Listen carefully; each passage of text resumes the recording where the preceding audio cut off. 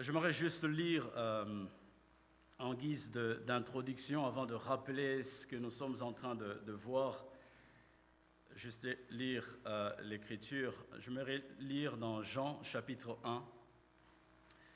Je ne vais pas pratiquer la prédication textuelle, ce que nous faisons d'habitude, mais depuis le dimanche dernier, je commençais une série de prédications sur les doctrines de la grâce, mais j'aimerais juste lire ce passage parce que je ferai mention de quelques versets tout à l'heure. Jean chapitre 1, nous lisons « Au commencement, la parole existait déjà. La parole était avec Dieu et la parole était Dieu. Elle était au commencement avec Dieu. Tout a été fait par elle et rien de ce qui a été fait n'a été fait sans elle. En elle, il y avait la vie et cette vie était la lumière des êtres humains. La lumière brille dans les ténèbres et les ténèbres ne l'ont pas accueillie. Il y eut un homme envoyé par Dieu, son nom était Jean. Il vint comme témoin pour rendre témoignage à la lumière afin que tous croient par lui. Il n'était pas la lumière, mais il vint pour rendre témoignage à la lumière. Cette lumière était la vraie lumière qui, en venant dans le monde, éclaire tout être humain. Elle était dans le monde et le monde a été fait par elle. Pourtant, le monde ne l'a pas reconnue. Elle est venue chez les siens et les siens ne l'ont pas accueillie. Mais à tous ceux qui l'ont acceptée, à ceux qui croient en son nom, elle a donné le droit de devenir enfants de Dieu, puisqu'ils sont nés non du fait de la nature, ni par une volonté humaine, ni par la volonté d'un mari, mais qu'ils sont nés de Dieu. Et la parole s'est faite homme, elle a habité parmi nous, pleine de grâce et de vérité, et nous avons contemplé sa gloire, une gloire comme celle du Fils unique venu du Père. Jean lui a rendu témoignage et s'est écrié. C'est celui à propos duquel j'ai dit, celui qui vient après moi m'a précédé, car il était avant moi. Nous avons tous reçu de sa plénitude et grâce sur grâce. En effet, la loi a été donnée à travers Moïse, mais la grâce et la vérité sont venues à travers Jésus-Christ. Personne n'a jamais vu Dieu, Dieu le Fils unique, qui est dans l'intimité du Père, et c'est lui qui nous l'a fait connaître. Je disais que depuis le dimanche dernier, je commençais une série de prédications sur les doctrines de la grâce. Et le dimanche dernier, nous avons défini ce qu'est la grâce à partir du livre écrit par Abraham Bouffe, le livre intitulé « Puissance, grâce, la souveraineté de Dieu dans les saluts ». Abraham Bouffe définit la grâce comme étant une faveur inconditionnelle, gratuite et éternelle de Dieu qu'il a manifestée en accordant des bénédictions spirituelles et éternelles à des créatures coupables et indignes. Nous avons dit que la grâce de Dieu s'oppose à toute idée des œuvres méritoires. Tout ce que nous pouvons penser être bonne chose de notre part, notamment notre bonne justice, notre moralité, nos bonnes actions, toutes ces choses-là, notre éducation, toutes ces choses, lorsque nous voulons les amener pour que ça contribue à notre salut, c'est juste une insulte face à l'immensité de la grâce de Dieu. Le prophète Ésaïe nous rappelle que toute notre justice est considérée comme un vêtement à souiller devant notre Dieu. Et nous avons commencé à parler de la première doctrine de la grâce qui est la doctrine de la dépravation totale de l'homme. Parler de la dépravation totale de l'homme, il est question de parler de la corruption morale et spirituelle de l'être humain. L'homme qui a été créé à l'image de Dieu dans Genèse chapitre 1, cet homme a été corrompu par le péché, Genèse chapitre 3. Depuis le péché d'Adam et Ève, toute l'humanité a été plongée dans la mort, dans le péché. Le péché d'Adam et Ève nous a tous rendus coupables devant Dieu. Et Adam nous a transmis sa rébellion contre l'autorité, la majesté de notre Dieu. Et l'humanité entière est rebelle et coupable devant Dieu.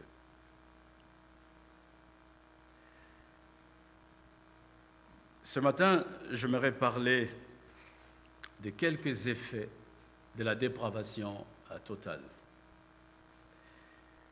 Et je donnerai aussi quelques conséquences de ce qu'entraîne la dépravation totale de l'homme devant Dieu. J'aimerais souligner 4 effets de la dépravation de l'homme à partir de l'évangile de Jean. 4 effets de la dépravation totale de l'homme à partir de Jean. Le premier effet de la dépravation totale du fait que l'homme est corrompu au plus profond de son être, chaque aspect de l'être humain est corrompu par le péché. Rien de bon ne peut venir de nous. Une telle idée peut choquer l'homme moderne que nous sommes, parce qu'on a tendance à croire que nous sommes bons et que c'est la nature qui nous rend mauvais, c'est notre environnement qui nous contamine. L'être humain a une forme de bonté. Oui, nous l'avons vu, du fait d'avoir été créé à l'image de Dieu, Dieu nous a transmis ses attributs communicables. Mais même ces attributs ont été détériorés du fait d'avoir péché contre Dieu. Le premier effet de la dépravation de l'homme pécheur devant Dieu, c'est que l'homme est spirituellement aveugle. L'homme est spirituellement aveugle. Après la chute, la condition spirituelle de l'homme, c'est l'aveuglement spirituel. L'homme, l'être humain, est frappé par la cécité spirituelle. Nous sommes spirituellement aveugles, nous ne pouvons pas voir. Spirituellement, nous sommes incapables de voir la lumière. Vous l'aurez constaté dans la lecture que je venais de faire dans Jean chapitre 1. À partir du verset 5, il est écrit « La lumière brille dans les ténèbres, et les ténèbres ne l'ont pas accueillie. » C'est notre condition spirituelle devant Dieu. Nous sommes aveugles. Spirituellement, nous ne pouvons pas voir Dieu par nos propres efforts, par nous-mêmes. Nous sommes déclarés aveugles spirituels à cause de notre péché. Et dans Jean chapitre 9, les récits de l'aveugle-né illustrent quelque part cette condition de l'homme devant Dieu. L'homme naît aveugle. Il ne peut voir par lui-même. Et Jésus, dans ces récits de l'aveugle-né, à partir du verset 40 et 41, Jésus considère que toute personne qui pense voir, c'était le cas des pharisiens, est en fait dans une condition tragique. Quand on pense voir par sa propre force, en fait on est dans le péché. Jésus le disait aux pharisiens. Et Jésus est venu comme étant la lumière. Jésus est la lumière qui vient éclairer les hommes dans leurs ténèbres. L'homme pécheur a besoin d'être éclairé par Jésus. L'homme pécheur est incapable de voir Jésus et il a besoin d'être touché par la grâce de Dieu pour que ses yeux s'ouvrent et qu'il se rende compte de son état et qu'il puisse voir la vérité qui est Jésus-Christ, la vérité de la parole de Dieu. Ça, c'est le premier effet de la dépravation totale. Le deuxième effet de la dépravation totale, c'est la surdité spirituelle. L'homme est spirituellement sourd. À cause de la dépravation totale, l'homme naturel, l'homme sans Christ, l'homme non régénéré, souffre de la surdité spirituelle. Il ne peut entendre la parole de Dieu, il ne peut recevoir les témoignages de Jésus-Christ. Jésus le souligne dans Jean chapitre 5, le verset 36 à 38. Nous allons lire cela. Dans Jean chapitre 5, le verset 36 à 38, il est écrit, c'est Jésus qui parle, « Pour ma part, j'ai un témoignage plus grand que celui de Jean. Ce sont les œuvres que le Père m'a donné d'accomplir. Ces œuvres même que j'ai faites témoignent à mon sujet que c'est le Père qui m'a envoyé. Et le Père qui m'a envoyé a rendu lui-même témoignage à mon sujet. Vous n'avez jamais entendu sa voix.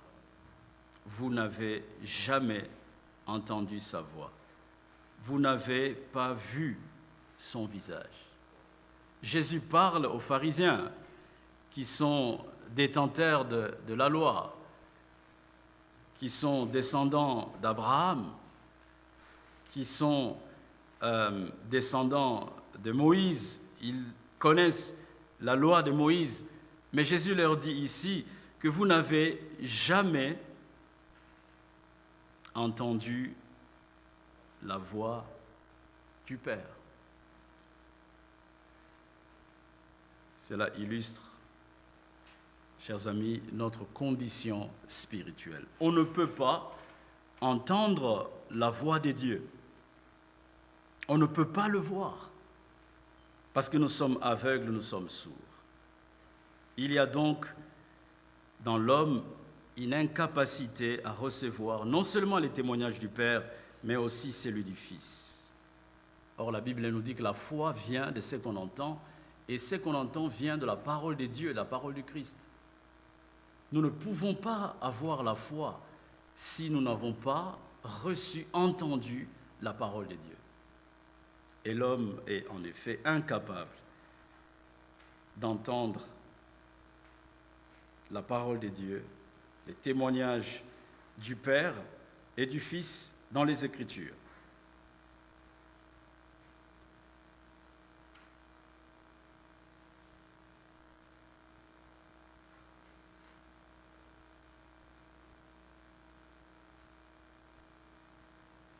L'homme n'est pas seulement incapable d'entendre la parole de Dieu, mais il a aussi été rendu incapable par Dieu lui-même. Il ne peut entendre ni recevoir la parole de Dieu.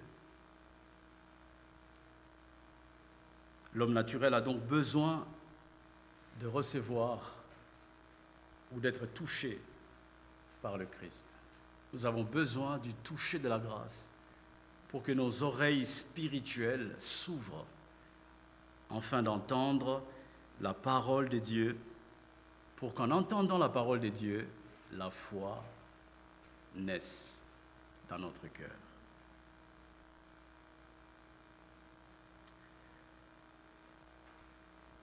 Nous venons de voir le deuxième effet de la dépravation totale de l'homme. Le troisième effet, c'est que l'homme est ignorant en matière de choses spirituelles. L'homme est dans une ignorance complète des choses spirituelles. Il n'a pas la capacité de comprendre les choses de l'esprit. Et nous sommes confrontés à cette vérité au chapitre 1 de Jean. Au verset 5, « Les hommes n'ont pas reçu, n'ont pas accueilli la lumière. » Verset 5, « La lumière brille dans les ténèbres et les ténèbres ne l'ont pas accueillie. » Les contemporains de Jésus ont été incapables de comprendre que Jésus était le Messie. Et au verset 10, les hommes n'ont pas connu la lumière. Et au verset 11, ils ne l'ont pas reçue. Cette lumière, ce n'est pas Jésus lui-même, le Fils de Dieu. Incapacité à accueillir, incapacité à connaître et incapacité à recevoir. Et Jésus lui-même va souligner plusieurs fois dans l'évangile de Jean cette ignorance spirituelle parmi les hommes qu'il a côtoyés. On peut voir Jésus souligner cette ignorance spirituelle, par exemple, chez la femme samaritaine. On n'aura pas le temps de lire tous ces versets, je peux vous les donner. Chez la femme samaritaine, on voit cela dans Jean 4, le verset 10 à 26, l'échange entre Jésus et la femme samaritaine. Et Jésus met en évidence cette ignorance spirituelle aussi chez la multitude des Juifs, dans Jean chapitre 7, le verset 41, le verset 52, Jean chapitre 10, le verset 20 à 24, et Jean chapitre 12, le verset 40. Jésus souligne cette ignorance spirituelle chez les pharisiens, dans Jean chapitre 8, le verset 19 par exemple. Jésus souligne encore une fois cette ignorance spirituelle chez ceux qui avaient affirmé croire en lui, dans Jean chapitre 8, le verset 31 à 32, le verset 43, le verset 55, et même chez ses propres disciples. Jésus va souligner cette ignorance spirituelle, cette incapacité à comprendre les choses spirituelles. On peut le voir dans Jean chapitre 13, le verset 6 à 9, et même chez un docteur de la loi appelé Nicodème. Jésus va mettre en évidence cette ignorance concernant les choses spirituelles. Jésus va dire par exemple à Nicodème, « Tu es l'enseignant d'Israël et tu ne sais pas cela. » Il fait allusion au fait de naître de nouveau. Nicodème va demander, « Mais comment peut-on naître de nouveau quand on est grand ?» Et Jésus lui répond, « Mais même toi, docteur de la loi, toi qui es censé enseigner, connaître ces choses. » On voit, n'est-ce pas, que sans les secours de la grâce de Dieu, l'homme naturel ne peut comprendre les choses spirituelles. Il a besoin du miracle de l'Esprit. Nous avons besoin que le Saint-Esprit nous donne l'intelligence pour comprendre les Écritures. Nous avons besoin que l'Esprit de Dieu nous donne l'intelligence pour comprendre les choses spirituelles. Quatrième effet de la dépravation totale chez l'homme, c'est que l'homme est spirituellement mort. Il est aveugle, il est sourd, il est ignorant et enfin il est mort spirituellement. C'est-à-dire que l'homme ne peut pas réagir aux choses spirituelles, à la vérité de Dieu. Un mort ne parle pas, un mort ne voit pas, un mort n'entend pas, un mort ne se déplace pas. Il a en lui aucun principe de vie. Il est juste mort, il ne peut réagir. Et dans Jean chapitre 5, le verset 24 à 29, écoutons ce que Jésus dit. Jean chapitre 5, à partir du verset 24 jusqu'à 29, Jésus dit ceci, « En vérité, il veut souligner quelque chose d'une grande importance. « En vérité, je vous l'ai dit, celui qui écoute ma parole et qui croit à celui qui m'a envoyé a la vie éternelle. Il ne vient pas en jugement, mais il est passé de la mort à la vie. En vérité, je vous l'ai dit, l'heure vient, et elle est déjà là, où les morts entendront la voix du Fils de Dieu, et ceux qui l'auront entendu vivront. En effet, tout comme le Père a la vie en lui-même, ainsi il a donné au Fils d'avoir la vie en lui-même, et il lui a donné le pouvoir de juger parce qu'il est le Fils de l'homme. Ne vous en étonnez pas, car l'heure vient où tous ceux qui sont dans les tombeaux entendront sa voix et en sortiront. Ceux qui auront fait le bien ressusciteront pour la vie, mais ceux qui auront fait le mal ressusciteront pour le jugement. Jésus est en train de montrer que ceux qui ne croient pas sont morts. Ils sont morts dans le péché. Et il faut qu'ils soient ressuscités. Jésus parle d'une double résurrection. Il y a d'abord la résurrection spirituelle du fait d'avoir entendu la voix du Fils pour revenir à la vie, recevoir la vie éternelle que le Fils accorde. Il parle aussi de la résurrection physique qui est le sort de la plupart des hommes si nous ne mourrons pas avant que le Christ ne rentre. Mais ce qui est souligné ici, c'est que ceux qui sont morts, ceux qui sont dans les tombeaux, un jour, ils seront ressuscités, soit pour la vie, soit pour être jugés et condamnés. Et on peut voir l'illustration de cette mort spirituelle dans Jean chapitre 11, en parlant de la mort de Lazare. La mort de Lazare illustre bien la condition spirituelle de chaque homme né, de chaque être humain, de l'homme naturel, l'homme sans Christ, l'homme irrégénéré. De même que Lazare a eu besoin d'entendre la voix du Fils de l'homme crier « Lazare, sors !» Et Lazare est sorti du tombeau. De même, chaque homme irrégénéré, chaque enfant, chaque personne, chaque être humain qui de façon naturelle est mort spirituellement, a besoin d'entendre la voix régénératrice du Fils de Dieu pour sortir du tombeau spirituel et de recevoir la vie que donne le Fils. Il n'y a que le Fils, par sa voix, c'est-à-dire sa parole, lorsqu'il crie, lorsqu'il nous appelle,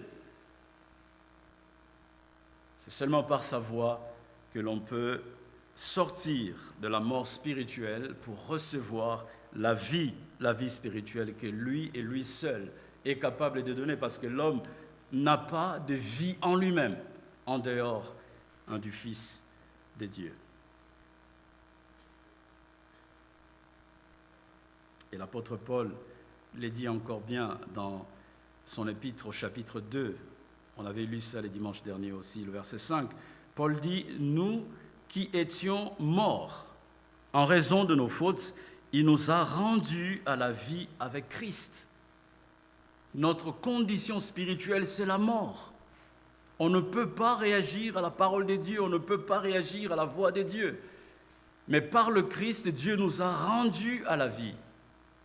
Quand nous écoutons la parole de Dieu, quand nous entendons l'évangile prêché, Dieu travaille par ses biais pour amener à la vie des hommes et des femmes qu'il a choisis pour la vie éternelle.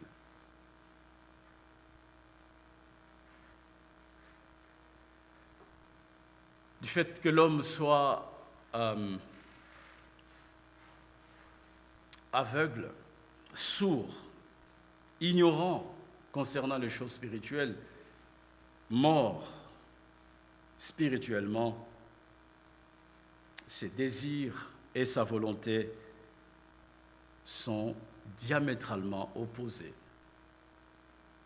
à la volonté de Dieu et au désir de Dieu. L'homme naturel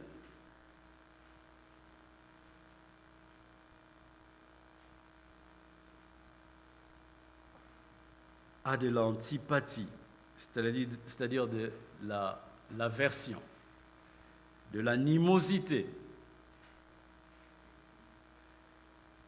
contre Dieu. C'est notre condition en fait. Spirituellement, nous n'avons pas de la sympathie, nous n'aimons pas Dieu de façon naturelle. Nous éprouvons naturellement une aversion, une animosité, une inimitié, vis-à-vis de Dieu, de sa parole et de son Christ. Dans Jean chapitre 1, le verset 11, Jean nous dit que la parole est venue chez les siens ne l'ont pas accueillie. Elle est venue chez les siens et les siens ne l'ont pas accueillie. Il est question d'abord de Juifs qui n'ont pas accueilli Jésus, qui n'ont pas reçu sa parole, qui n'ont pas entendu son témoignage. Et il est question aussi de tous les hommes créés à l'image de Dieu qui naturellement sont morts spirituellement.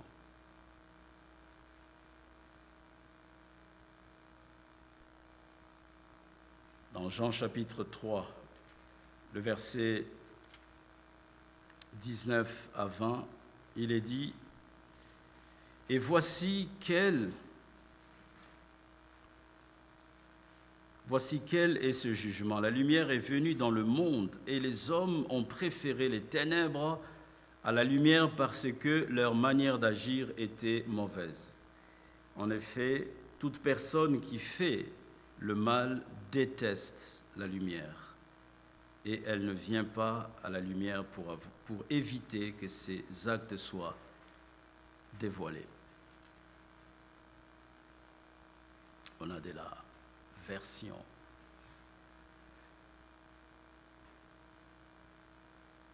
de l'antipathie par rapport aux choses de Dieu, par rapport à la lumière. Et même au niveau de notre volonté s'oppose à la volonté de Dieu. Notre volonté est diamétralement opposée à celle de Dieu. Dans Jean chapitre 6, le verset 44, Jésus va souligner le fait que l'homme est rongé par une double incapacité. Tout d'abord, l'homme est incapable de venir à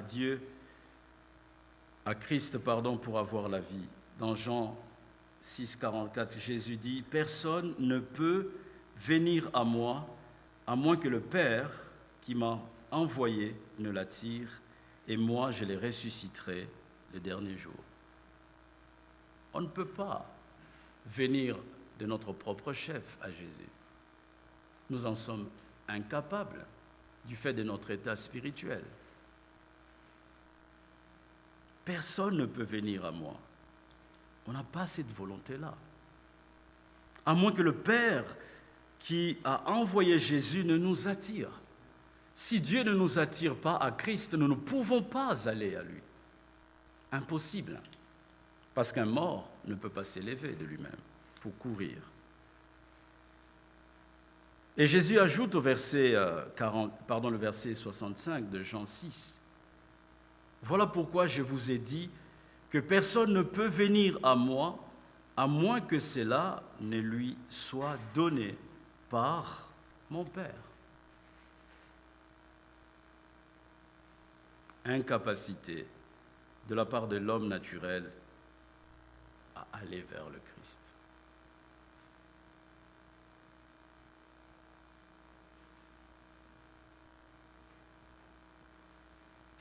Je disais que Jésus met en évidence une double incapacité. La première incapacité, l'homme ne peut pas aller vers Jésus. Il faut que le Père fasse un miracle.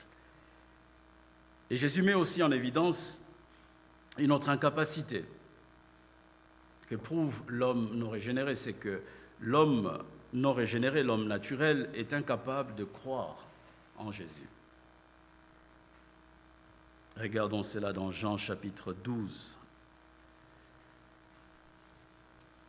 Jean chapitre 12, à partir du verset 37 à 41.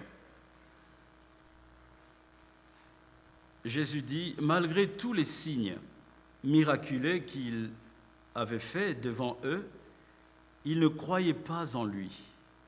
Ainsi s'accomplit la parole annoncée par le prophète Ésaïe. Seigneur, qui a cru à notre prédication? Et à qui le bras du Seigneur a-t-il été révélé?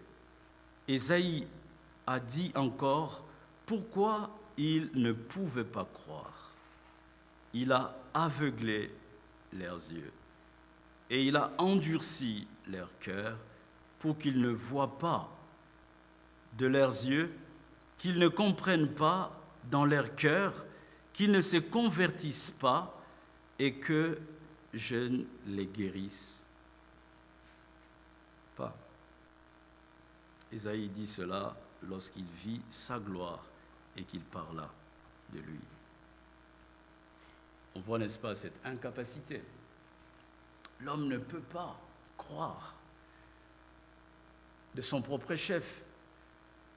Il en est incapable d'une part, et d'autre part, Dieu lui a rendu incapable de croire et de voir, d'entendre, de comprendre.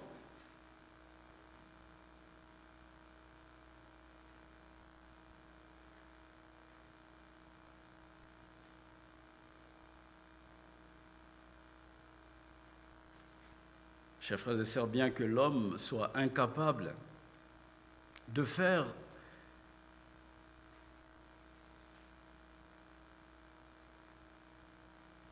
ce qui ne plaît pas à Dieu,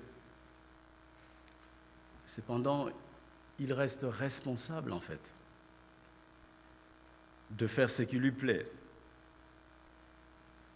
Si nos désirs, notre volonté sont diamétralement opposés au désir de Dieu, à la volonté de Dieu,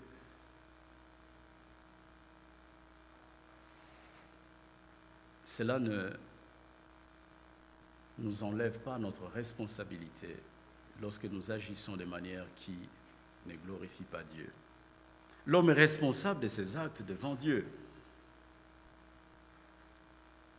L'Écriture nous montre à chaque fois ces tensions entre le fait que Dieu est souverain par rapport à notre salut et le fait que l'homme est responsable de ses actes. Et pour terminer, à cause de la dépravation totale de l'homme, il y a 3 conséquences auxquelles l'homme fait face et contre lesquelles il lutte. La première conséquence, c'est que l'homme est destiné à périr éternellement.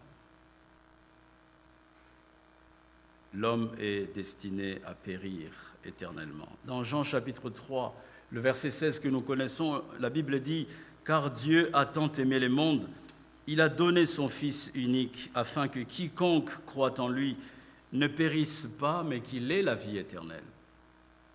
Seuls ceux qui croient en Jésus ne périront pas et auront la vie éternelle.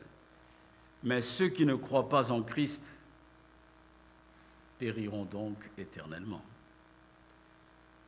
Première conséquence du fait de notre état spirituel devant Dieu, c'est que l'homme est destiné à périr éternellement. Nous sommes destinés à périr éternellement parce que nous ne pouvons pas croire. La deuxième conséquence, c'est que l'homme vit sous la colère de Dieu. L'homme vit sous la colère de Dieu. Jean chapitre 3, le verset 36 nous dit « Celui qui croit au Fils a la vie éternelle. Celui qui ne croit pas au Fils ne verra pas la vie, mais la colère de Dieu reste au contraire sur lui. Ceux qui croient au Seigneur Jésus ont la vie éternelle.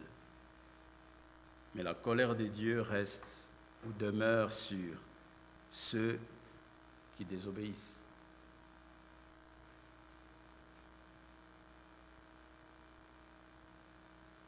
Troisième conséquence,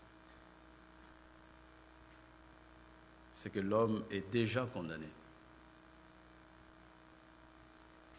Celui qui ne croit pas en Jésus est déjà jugé. Jean chapitre 3, les versets 17 et 18. Jésus dit ceci. « Dieu, en effet, n'a pas envoyé son Fils dans le monde pour juger le monde, mais pour que le monde soit sauvé par lui. Celui qui croit en lui n'est pas jugé. Mais celui qui ne croit pas est déjà jugé parce qu'il n'a pas cru au nom du Fils unique de Dieu. » Celui qui croit est sauvé, celui qui ne croit pas est déjà jugé du fait de ne pas croire.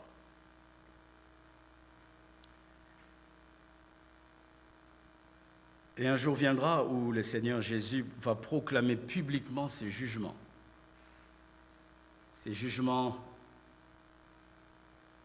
arrivera au dernier jour, quand ceux qui auront fait le mal sortiront des tombeaux pour la résurrection et le jugement,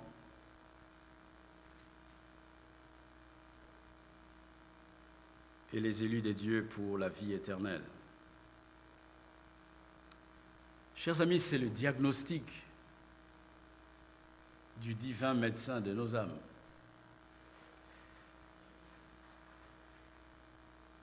Ça peut nous décourager, ça peut nous attrister. Mais sachons que la tristesse, selon Dieu, produit la repentance qui conduit au salut.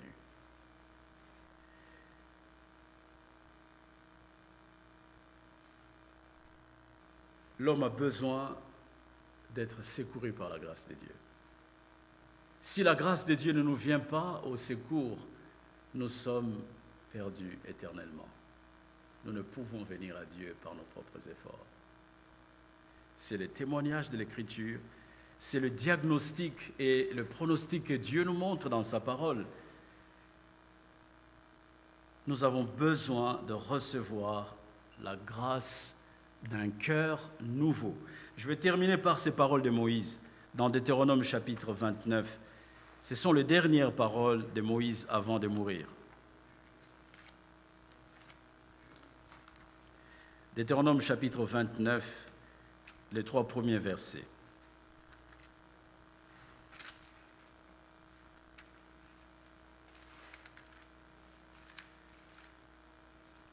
Moïse convoqua tous les Israélites et leur dit : « Vous avez vu tout ce que l'Éternel a fait sous vos yeux en Égypte, au Pharaon, à tous ses serviteurs et à tout son pays. Les grandes épreuves que vous avez vues de vos yeux, ces miracles et ces grands prodiges. Mais jusqu'à aujourd'hui, l'Éternel ne vous a pas donné un cœur pour comprendre, des yeux pour voir, des oreilles pour entendre. Jusqu'à aujourd'hui, l'Éternel ne vous a pas donné un cœur pour comprendre, des yeux pour voir, des oreilles pour entendre. » Malgré le fait que Dieu ait fait des miracles pour les enfants d'Israël, que ce soit en Égypte et dans les déserts, Moïse leur dit: rien n'y faire si Dieu ne vous donne pas un cœur pour comprendre, les yeux pour voir, des oreilles pour entendre. Et nous aussi, chers amis, nous avons besoin que Dieu nous donne un don, le don de sa grâce, de son Fils, qui nous rend capables de voir la lumière, d'entendre sa parole, de comprendre sa parole par une intelligence renouvelée. Et ces dons, c'est le miracle que l'Esprit réalise dans le cœur de l'être humain. Nous allons revenir prochainement pour parler de la rédemption que Dieu accomplit. Mais pour conclure, j'aimerais nous rappeler que sans Christ, nous sommes perdus. Tous ont péché et sont privés de la gloire de Dieu. Tous ont péché, sont privés de la gloire de Dieu. Et nous avons tous été gratuitement justifiés par le don qui se trouve en Jésus-Christ. Et nous verrons que